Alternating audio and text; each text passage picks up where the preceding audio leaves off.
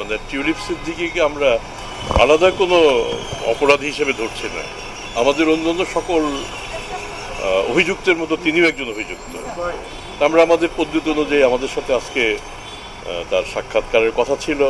তিনি যদি না এসে থাকেন তাহলে পরবর্তী আসেননি, আপনাদের কাছে আরও নিশ্চিত হলাম।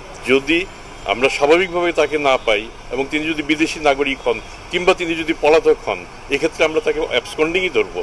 তাহলে সেক্ষেত্রে আমরা ইন্টারপোলের সহায়তা নেব, সহায়তা নিয়ে সেখানে রেড নোটিশ অ্যালার্ট হবে। ইন্টারপোলের রেড নোটিশ অ্যালার্ট হওয়া মানেই না যে তাকে গ্রেপ্তার করা হবে, এটা একটা পদ্ধতি।